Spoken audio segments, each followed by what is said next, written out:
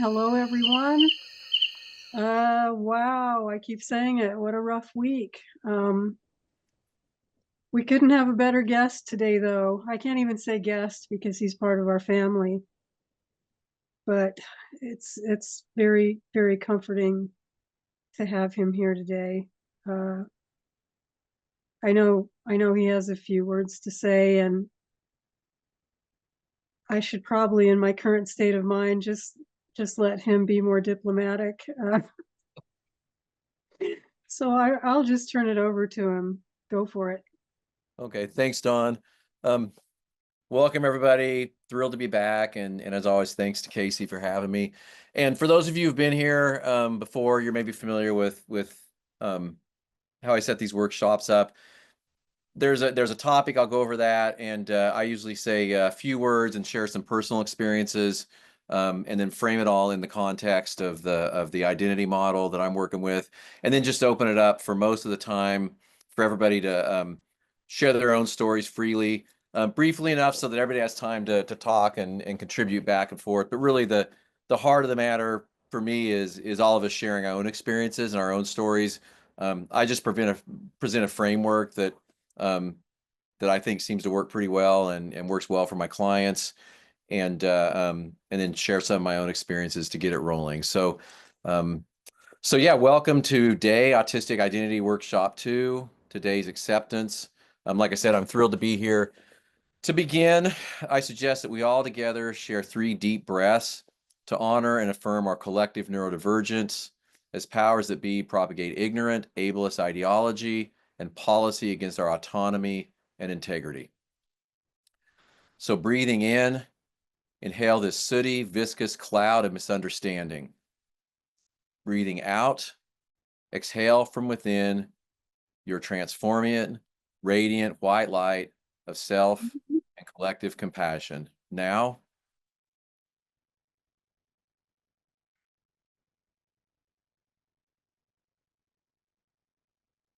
again,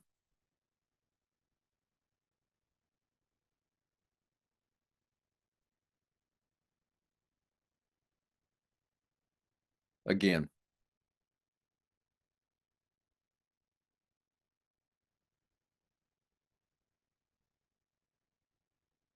Thank you.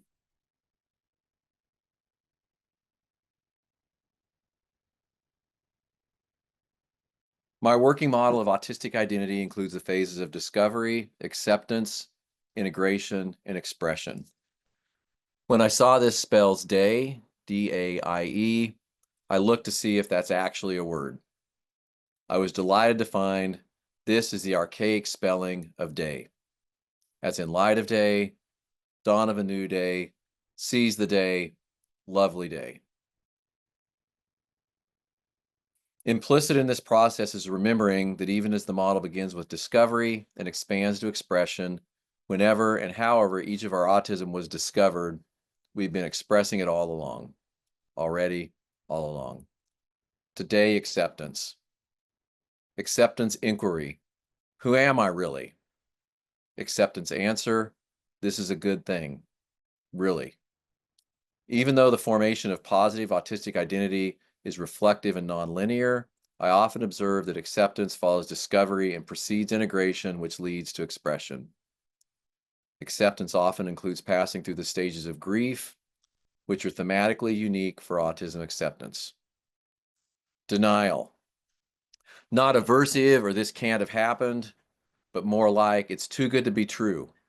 Oh no, what if it's not true, or just another dead-end disappointment? Bargaining. Could this be something else? Am I kidding myself? Anger. Why couldn't someone, somewhere, somehow have shown me this a long damn time ago? Am I a fool for only finally figuring this out now? Depression. Yes, it must be true. I must be autistic. It really must be true. I am autistic. I am so exhausted. Acceptance. This is me. I've always been me. Now I can be more me. As we come to know and accept our autistic selves and share our true selves with others, we may experience acceptance from the outside in as well. This is an opportunity and may feel like a great risk. I believe it's a worthy risk with abounding benefit. Secure transparency opens minds and hearts. Acceptance validates acceptance in most all encounters and relationships. Acceptance is a healing life force. Central to navigating the not necessarily linear stages of grief in this manner is the understanding, and in any way of the stages of grief, but specific to the autistic experience, understanding that grief and growth do not ultimately stay put in acceptance, but flourish in a capacious renewal of joy, deeper and more enduring for sake of the meaning made in our grieving, growing process. Acceptance isn't the end, it's a new beginning. Acceptance isn't the end, it's a new beginning, even though it concludes the stages of grief. For me, autism acceptance began with questioning myself about the privacy of my autism. And this happened, at 2 days before my 51st birthday. So I had half a decade of experience of undiscovered autism. Autism acceptance began with questioning myself about the privacy of my autism and immediately realizing that, as personal as autism may be, holding secrecy about mine would, for me as a licensed mental health counselor and existential humanistic psychotherapist with a career and vocation to destigmatize all mental health and developmental experiences, reinforce the very bias I vow daily to help obliterate. Please understand also, coming out as autistic is a very individual decision for which there is no right or wrong way to proceed. Upon this realization, I spent a little over 4.5 years in the process of becoming fully public as an identity-first autistic.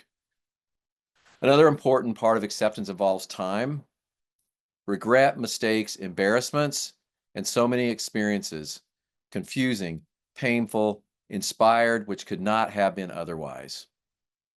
Realizing that one's future self will not live in some of the ways one envisioned. This level of acceptance includes loss and perhaps wonder. Finally, acceptance has blessed me with a deeper understanding of past elders who I now know were overlooked autistics on both sides of my family tree. Elders in my life who weren't blood relatives, people I've known over the years. And that absolutely, I think, helps us understand and then moving along, integrate our own journeys, bringing the experiences of others, others who felt things similarly, who didn't have the benefit of knowing what we have the opportunity and the benefit to know as we discover this and move through acceptance and then integration and expression. So now I'd like to open our time up for the sharing of all your acceptance experiences. And that's it. We can take it from here. I'll have a couple of concluding words, like 2 sentences at the end, but I'm looking forward to hearing from everybody else. I'll just pop in to say you can use the chat if you want your comment or question or experience read out loud. You can put read in front of it if you want to get our attention through the screen, or pressing the hand raising icon under the reactions button over there, lower right side. That's great too. And we'll just take turns. We'll be together. We're always kind to each other. That's part of who we are. So, yeah, I'll just start by saying my own acceptance journey is ongoing as I decolonize. Like I've accepted the basic reality. I am autistic. This is a way of being. This is how I think. I love these things about myself. And the things that I continue to struggle with are essentially around the ways my mind has been colonized and I've been traumatized. And that's a whole other arm of acceptance, I think, is how we've been treated and coming to terms with that grief as well. But I couldn't have the kind of unfolding acceptance I have without all of you. So thank you. Belonging's critical. And I appreciate you bringing that up, Dawn. It's so important.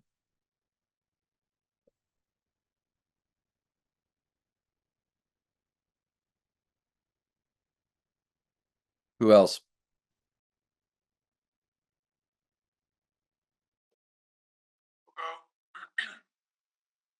So my mind's kind of everywhere right now with what you said, and I said, "Crap, I didn't take notes," which I should have. So I'm sorry. But so If you, I've got most of what I read. I'm afraid to say most of what I read was scripted. I'm off the script right now. This is all spontaneous. But if you want it verbatim, just email me and I'll just like send you the exact script of what I said. But what I can say is that I figured this would be a good conversation room starter and everything because I was just diagnosed ADHD yesterday. I've been an ADHD woman since diagnosed since I was about 14, but obviously, the signs before that. And so I was an alcoholic from, my early 20s until 40. And then, just a year or two after I quit drinking, lo and behold, all these other things show up. And so it's been a journey of now. So it's been a journey getting to this point and trying to figure out what's going on with me. All different types of therapies and stuff. But I didn't take a ABA based testing. I've been brought to my attention as a new traditional type of testing to determine ADHD and different levels of autism. So I appreciate this specialist way she went about it because in the process of my acceptance, this is pretty much how I got there. So thank you for letting me share. And secondly, I'm attempting to be a autism and neurodivergent advocate. Somehow in the workforce somewhere doing that. I'm not quite sure where I belong, but I've been in the company I work for. I've been trying to promote neurodiversity and change things. Saying just a couple simple little, five to, maybe we'll just start with five little changes in the workplace. I'll just tell you, it's a very crazy work environment, but just a couple little changes. But that's been a difficult path to be on. So I'm, on the neurodiversity team, trying to do what I can, and I really like to have a career in doing so. So hopefully, one of the meetups, I can figure that out. So thank you. Wonderful. And this is, I mean, this is one of the gifts of acceptance and then integration and then expressing it. Is I mean, our suffering, and our inspiration then can be redeemed. Right. And these ripple effects, are huge.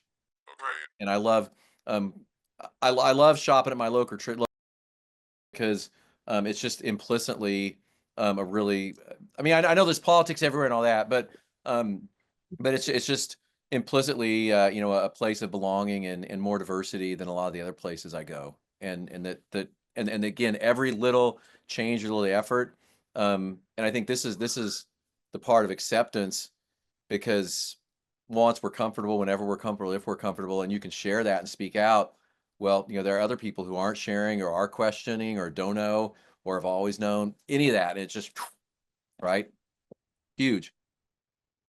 There's little changes. Or there's an example I'd like to share that I recently brought to my attention. I follow a lot of people with disabilities on social media. One of the gentlemen is in a wheelchair. He brought to my attention. I love using this example.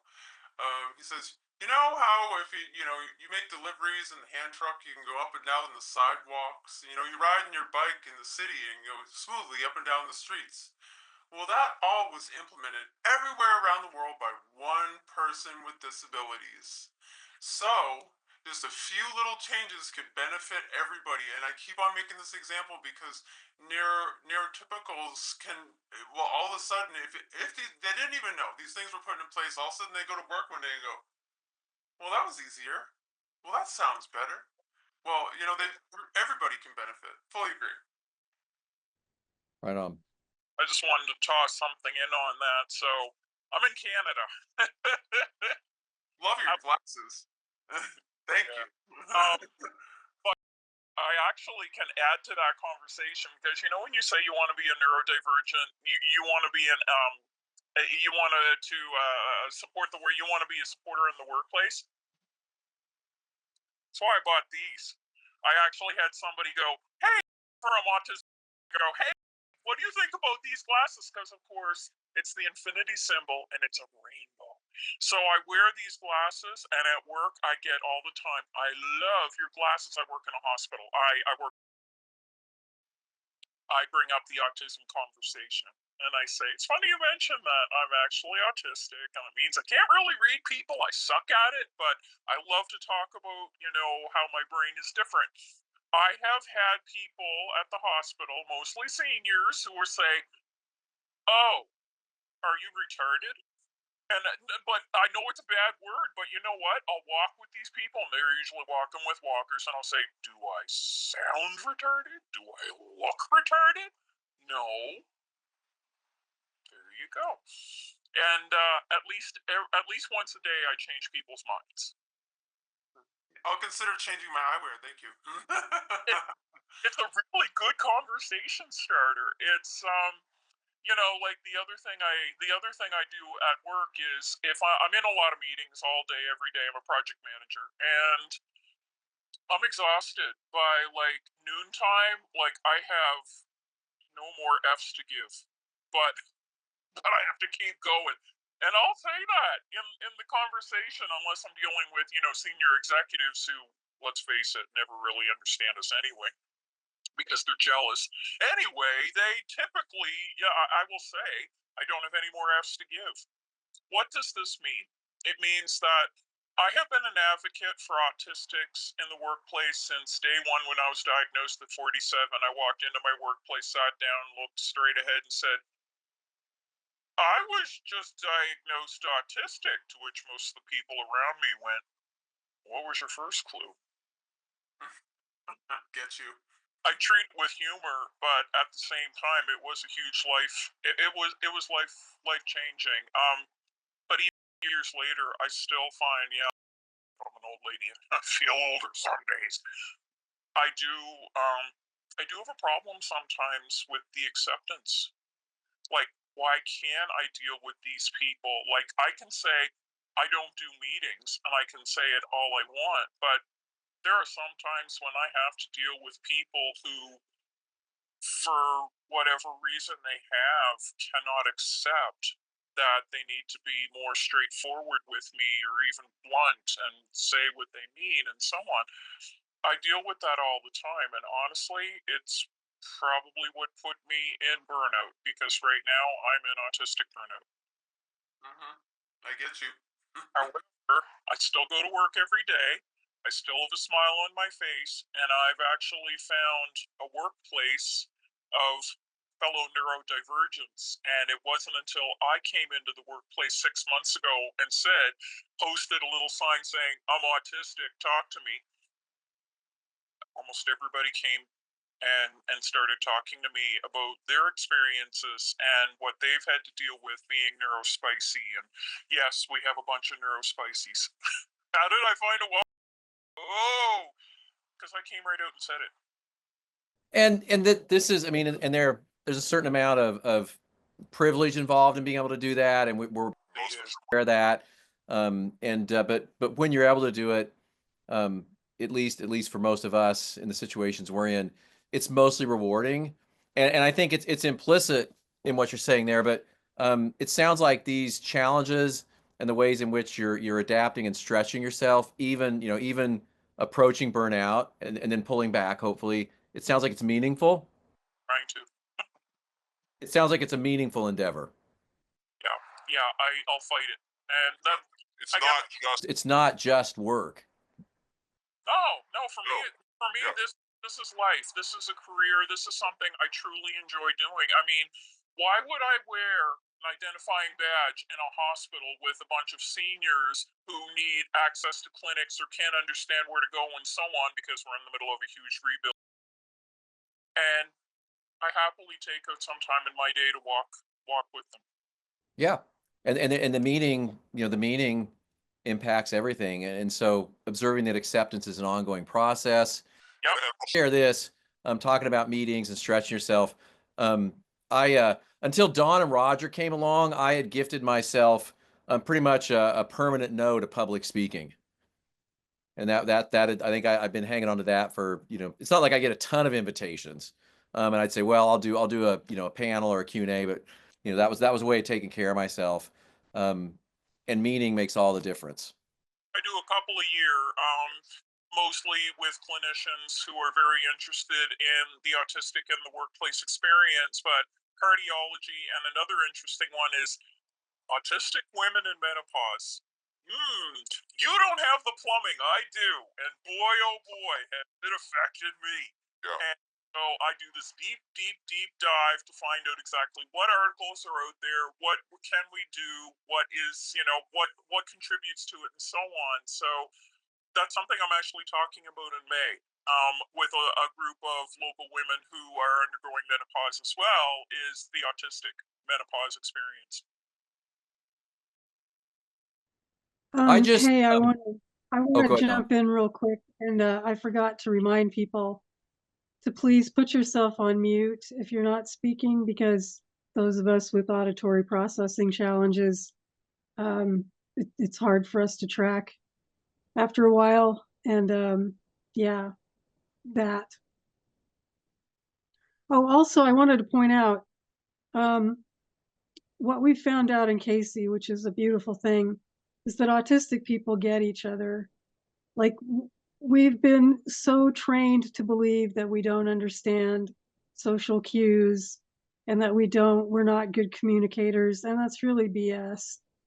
Because watching CASY unfold, the way that people treat each other and are compassionate and think about making sure everyone else is heard and just being kind has been really inspiring. We're good at that.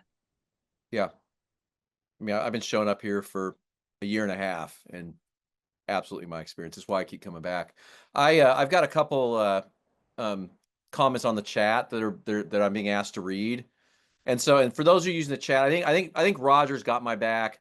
I have a hard time checking the chat and talking and doing anything else at the same time. So, but I saw a couple that popped up, so I'm just going to read those.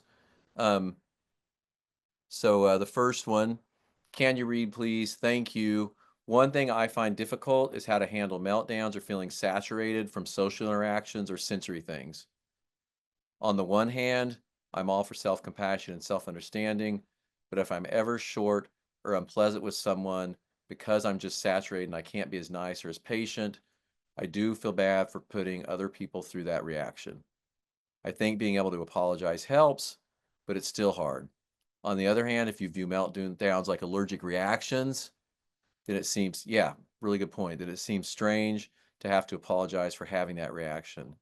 So yes, I still feel a bit conflicted about how to view or to respond to meltdowns. I'll let other people comment that. One thing I want to say that's built in there, that I don't think any of us ever want to hurt or offend anybody ever. I mean, we just don't. Okay. And when these things happen, when we're abrupt or we misinterpret something or try to make a joke that isn't understood, whatever it might be. And that's tough because the last thing most any of us want to do is really, really make somebody else feel uncomfortable, partially because we felt enough of it. So yeah, so comments or thoughts on meltdowns, like allergic reactions, apologizing for something that's a reaction.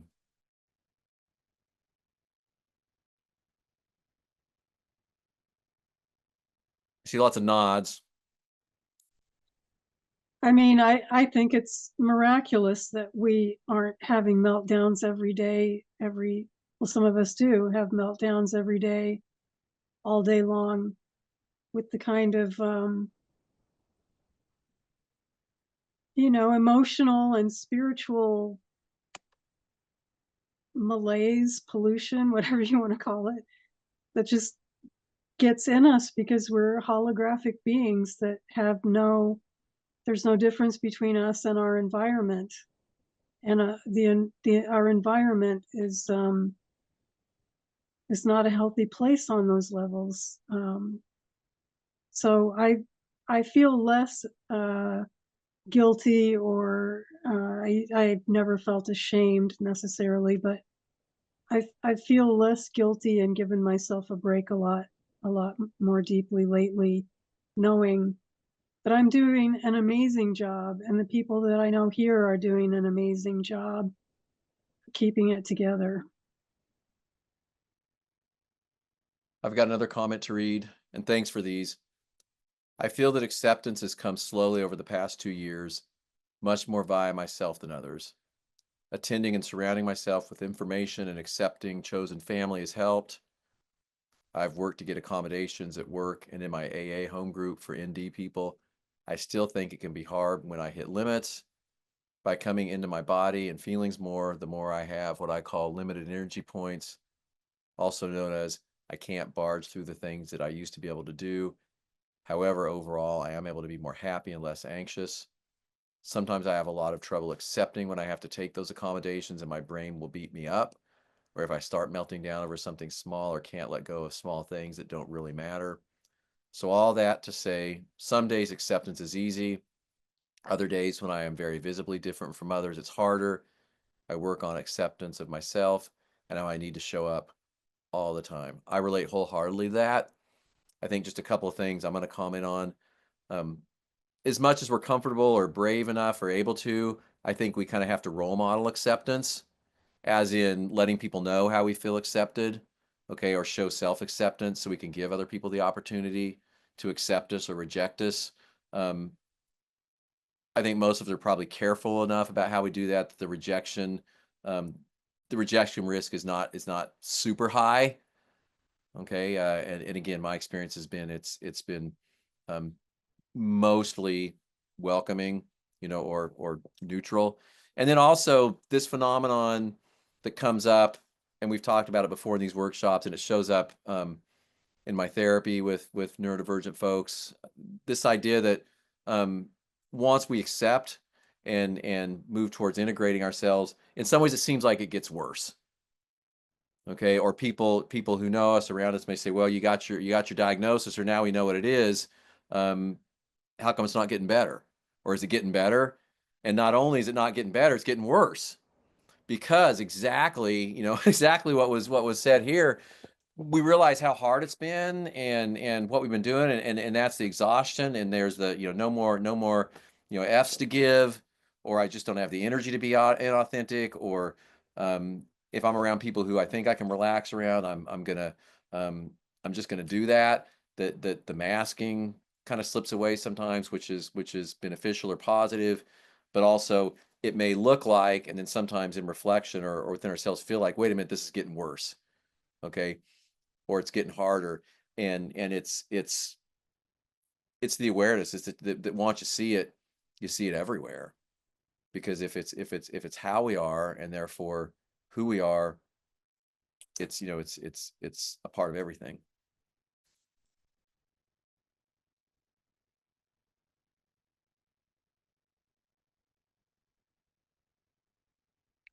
I'll move on to the next one. These are coming through, and the next one to be read.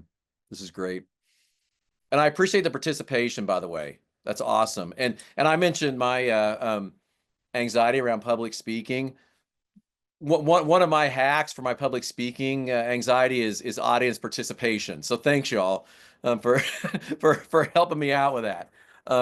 Acceptance of my autism diagnosis meant revealing generational trauma and deconstructing shame around abuse to myself and other autistic members of my family.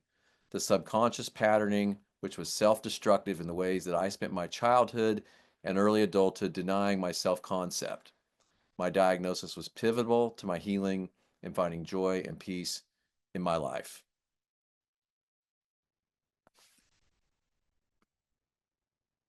Yeah, thumbs up.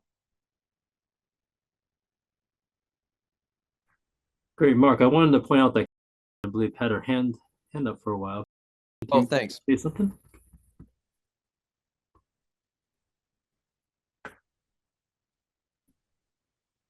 Yeah. I can relate to a lot of what's been said already, but for me, I don't think I really had a lot of trouble accepting autism. I do not have a formal diagnosis, and I know that a lot of people that I know around me, like my siblings, who believe they may be autistic, but maybe haven't fully accepted it, they are struggle to accept it because they don't have a formal diagnosis.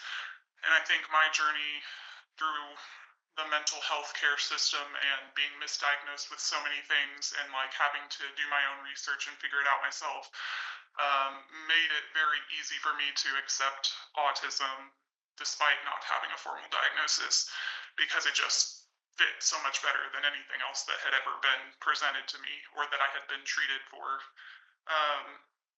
But the thing that I find difficult to accept is like this new level of capacity that I have to reconcile with, or like I have always been the person that just tried to do absolutely everything, like through school, you know, straight A's, every club, took leadership positions whenever I could, worked my jobs, and just went above and beyond all the way up through college and grad school and into teaching for 6 years. And then I burned myself out so severely that like I could barely function. And, you know, it was hard enough for myself to like accept what was happening, but like also people around me don't understand what's happening because I was this super successful person and then it just all crashed and burned. So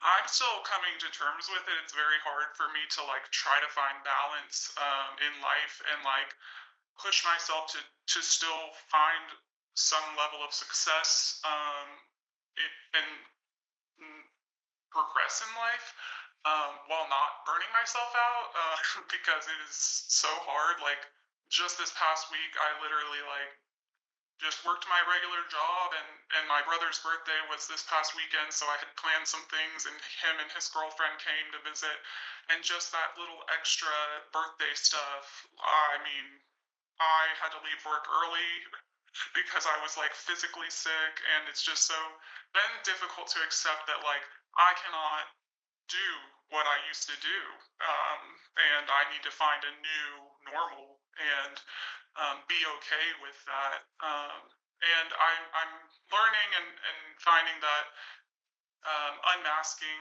and I think unmasking more will help with that. Because obviously masking and also being in places where I'm very overwhelmed by stimuli and stuff, because currently I work at a grocery store and oh my lord, the overstimulation is constant. So I think the more I address like the masking and like the overstimulation, I think that will be helpful. But I still recognize that the way I used to run myself into the ground is not sustainable, and that's been tough to accept. But you know, yeah, that's probably been the most difficult thing. And also, like somebody else said, recognizing the mistreatment that you've been put through because, you know, you didn't realize that it was just the way your brain was wired and like there was nothing wrong with it. It's just different. And yeah, accepting that you've been mistreated a lot and manipulated and, you know, those types of things. So, yeah. I can wholeheartedly, excuse me, relate to that on a few points. So, you know, I thought, you know, I suspected. Actually, it started because I already knew I had ADHD, so I thought it was then it went beyond my ADHD symptoms. That's why I decided to explore further. But with that, and also I was reading about general neurodivergence at work, which obviously covers mostly, you know, autism and ADHD. So I was seeing some of the examples in myself, reading the autism examples. And anyways, with that said, but I'm kind of with you on this. I don't know which grocery store you work in. As you heard, I don't know if you heard before, I work the busiest of all the grocery stores.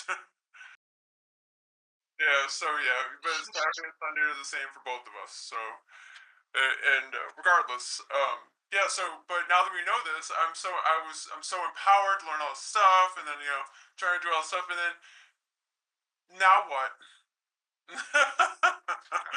So I found, and this goes generally, I've been wanting to say this for a few conversations, and the thing that generally empowered me the most, and I talk about it a lot in my private therapy and in other group therapies, is educating yourself about what's happening to you. And I found that so valuable to my heart, my head, my soul, my parts, everything. It just keep on reading, or however you take in your information, watching videos about other people's experiences joining things like this. Just educate yourself. Yeah, sure. We've got 3 hands up, so I'll just kind of go down the row, and then my time is limited to about 20 minutes. I've got a 3 o'clock. I know that sometimes these things keep going, which I love. So I'm guessing that just because I leave doesn't mean everybody has to. But we've got, if I'm pronouncing it correctly, and then also here, but his hand is no longer up. And then Hi. Thanks for having me, everyone. I was gonna put this in the chat, but then I guess it must have been too long when I typed it, so it wouldn't let me send. So I'm gonna read what I typed because I like to talk and I don't want to derail things. If that's okay. Can you still hear me? I have my notes open. Okay, thank you. Yes. Okay. So I just learned actually about this group within like the last week. I just like joined Meetup because I've been looking for friends and everything. But I was actually born and raised in went to all the Yale art museums growing up and like have really good memories downtown. I moved when I was 25 and I left to live somewhere else permanently for my husband's job. I just turned this past December and I received my own diagnosis in August of last year, so of 2024. My parents are the only people in my family who I have made aware of my diagnosis, as well as some friends and my husband. My parents do not tell me to be quiet when I talk about my autism in my life, but they never engage in conversations that I start about it, and they quickly change the subject. And for reference on that, my little brother, he was diagnosed autistic when he was 2. That was back in 2001. I was 6 at the time, but I just remember like being in the room, like at so many of the appointments leading up to his diagnosis back then. Um, my brother's support needs though are very high, and he currently lives in a group home near my parents back. The past 6 months or so, I have had like a lot of mental health struggles, in part due to other family issues and just like kind of my depression, anxiety, OCD, and probably burnout slash overstimulation, just like rearing their ugly heads, like in many areas of my life. Like it was work back when I went inpatient psych for a week back in November. Um, but ever since I have been working on loving myself and like all the therapy I've been doing since then, a large part of my personal acceptance involves like my autism, and then there's like other factors and memories and things in my life that I'm trying to accept and understand and process. But I'm glad to have found this group. I often experience overstimulation at work. I'm a kindergarten teacher, for reference. You can use your imagination; it's worse. Has its bright spots, but at the worst days, it's worse than you're probably thinking. So, given all of the things that are happening in my personal life and just like now, obviously in the world with everything in the news, I'm trying to be gentle and forgive myself, and be forgiving with myself too, in like the present day and in the future. And then, of course, because let's just add more fuel to the fire. In my own personal experience, the self love that I've been trying to work on with my identity and being raised Catholic don't really go hand in hand.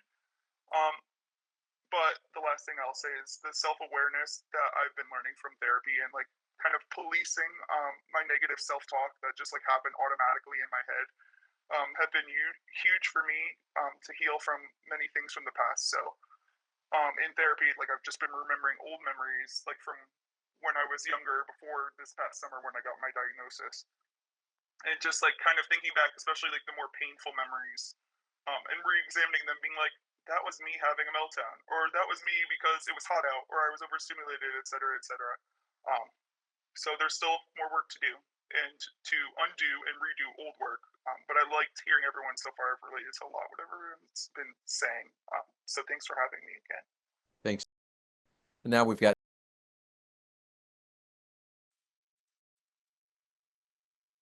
I'm sorry I was late. I'm from the UK. I suspected I'm autistic or have autism.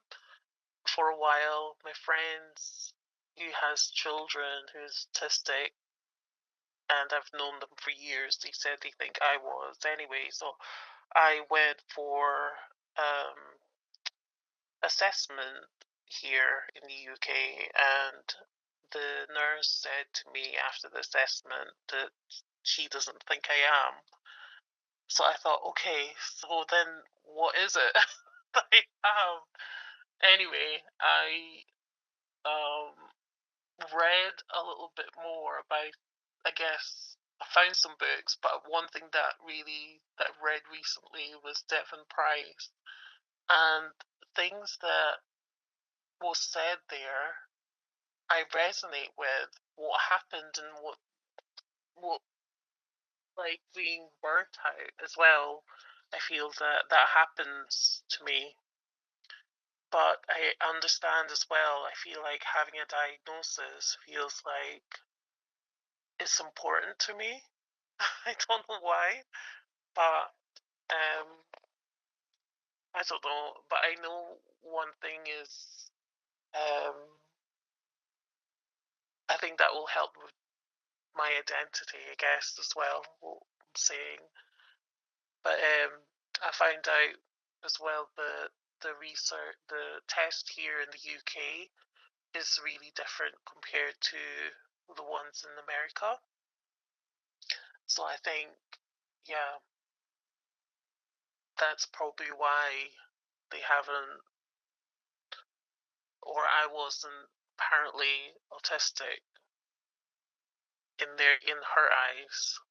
But then again, she did say that there's things, questionable things that she said afterwards was, oh, it's okay, you don't want to be autistic anyway, because you know, people with autism, you know, they have that look. They have that look. And I'm thinking, what look?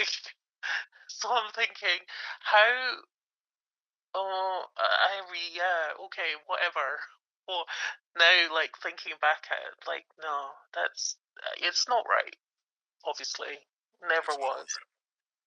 And that kind of, that's been, what, 4 years ago I had that test. I feel like I might go and get done again with somebody else. Maybe that'll be different. But if anybody's got tips on, I don't know, this journey, that would be great. Thank you.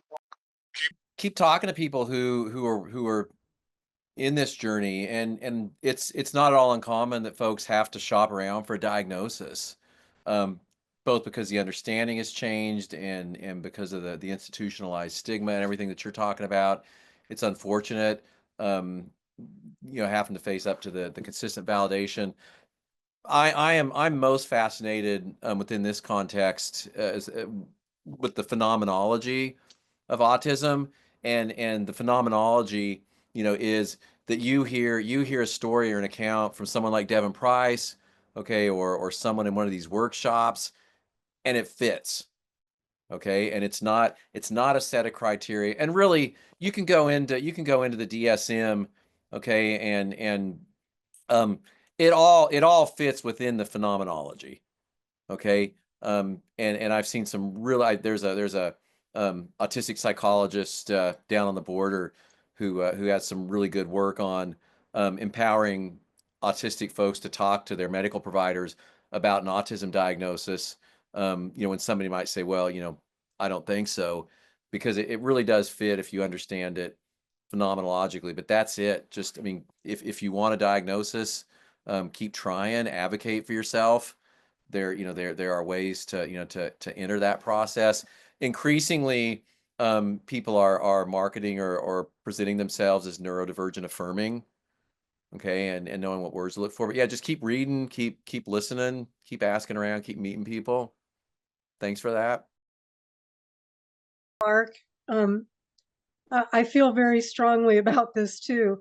that autism is such an internal experience, and I am starting to chafe. I know we need identifications for certain purposes. I'm starting to chafe personally at the idea that only a neuronormative can tell us who we are. I think I've said it forever, if you fit with this community, you fit with this Yeah, community, and we're going to accept you for your identification no matter what. absolutely. And that in this community, in these communities, that's enough. Okay. And if that there are gatekeepers and folks who will say otherwise, and the neuronormative evaluator, increasingly there are more and more neurodivergent evaluators, and those are the folks that are at the top of my list for for referrals, and then the folks who I really know are allied. But yeah, absolutely, Dawn. Thanks.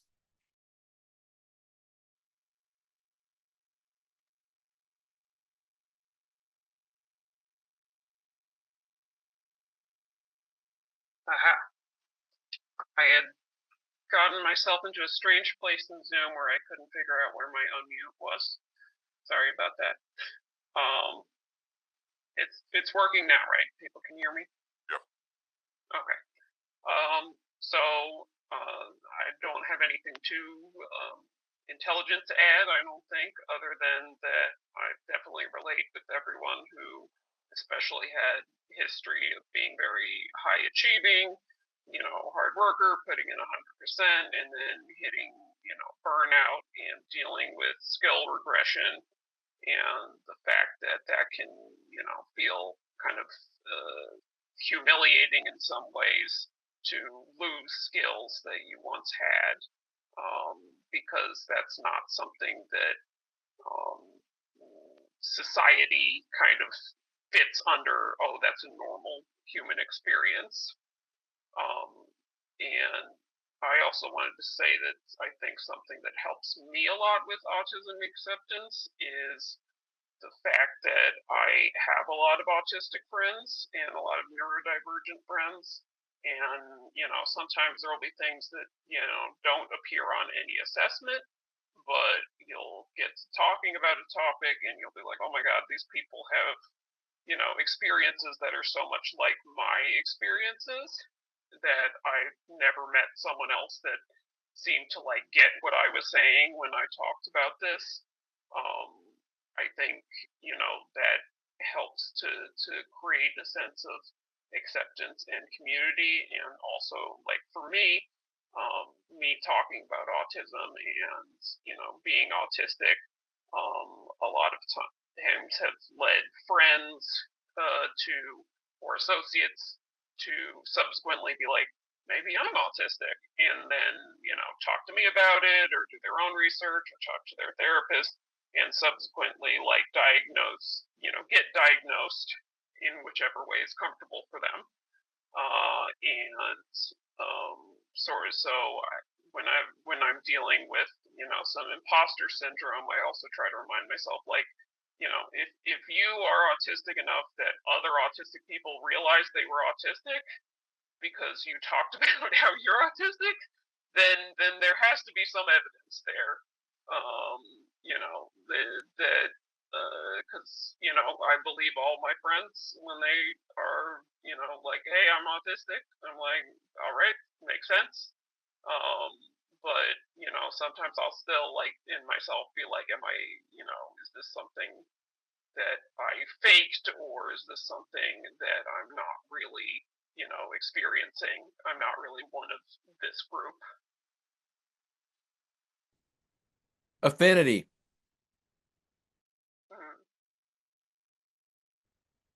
Thank you. So relatable.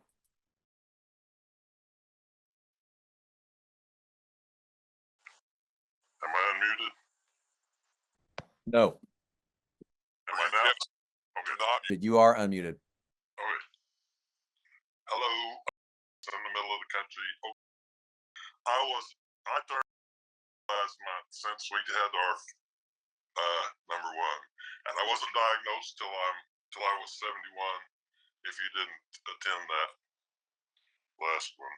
So, what am I going to do about acceptance when I am thrice widowed, retired? I don't have to worry about work and all that. So, well, I discovered it I was pretty sure about 10 years ago, and you couldn't find diagnosis, but the first thing that came to my mind was, how am I going to unmask?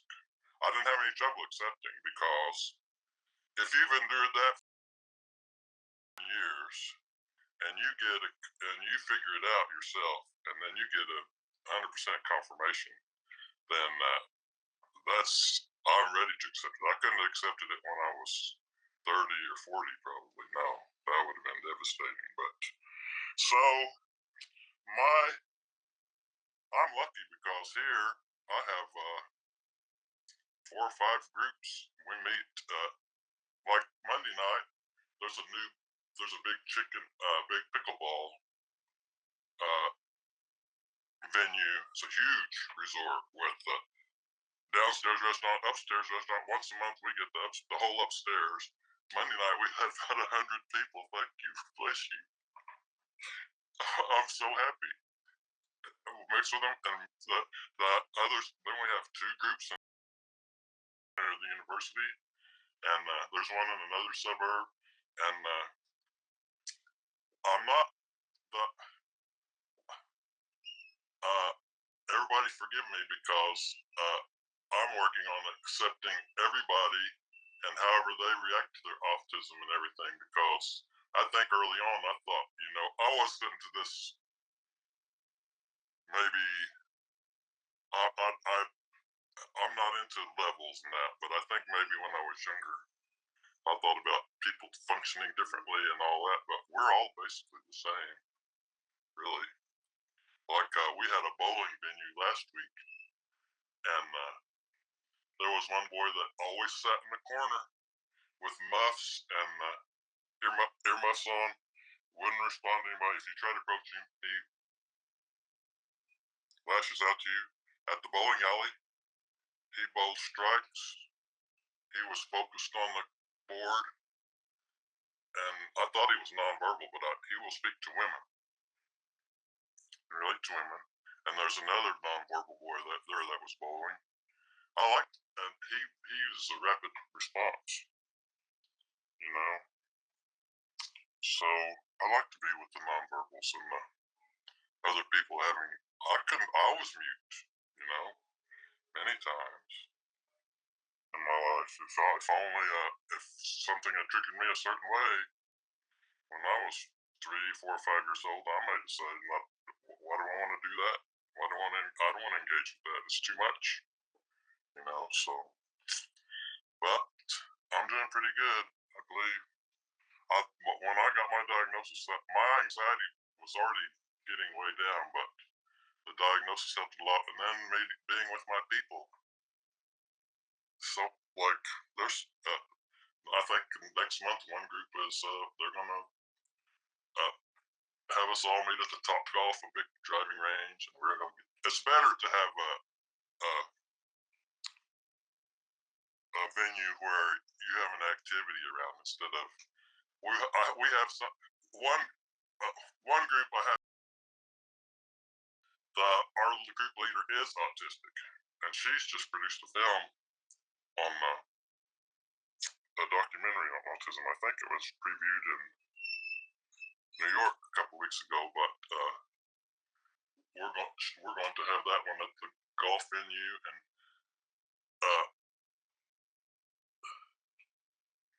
everything's going pretty well for me.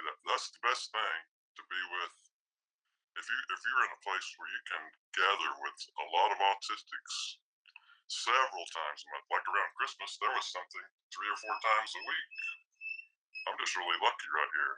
The only unfortunate thing is, one of the places they moved near the university, they moved to a barbecue place, and I can't stand the smell.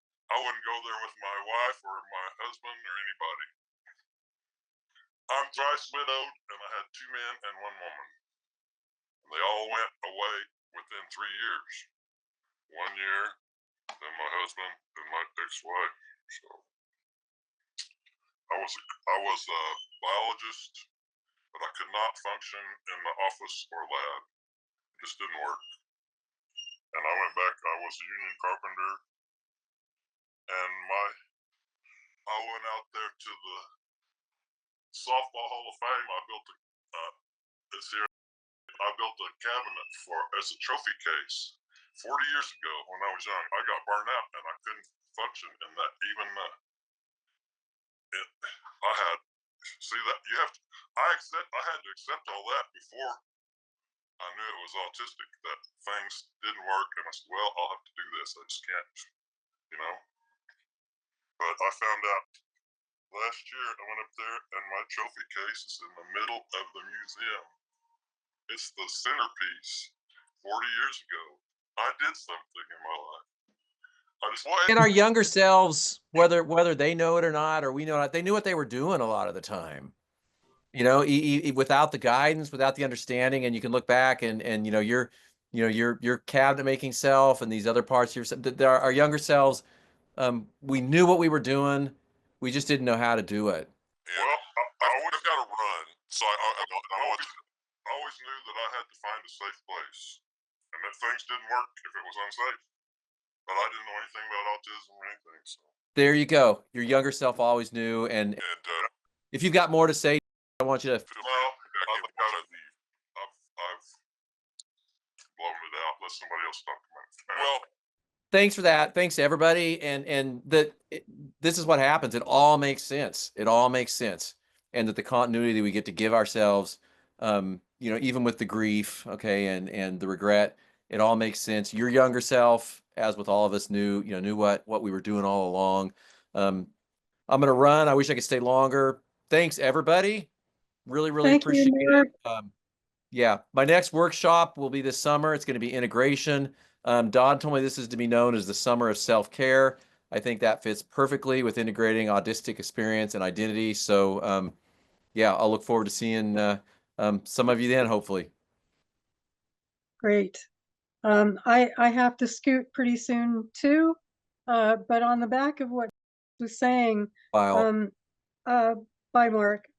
I'm really glad that brought up the mutism and so forth, because especially in the current situation we're dealing with the government and everything, there's becoming these false dichotomies about speaking and non-speaking and this level and that level, and we know that it's not that neat and tidy, and we're all in this together. So I just want to reiterate that we're going to stick together. We know we are all organs in a larger body. We're more than the sum of the parts, and we're going to keep this going, and no one can stop us. And so with that, I'm going to duck out as well. And thank you everyone for being here.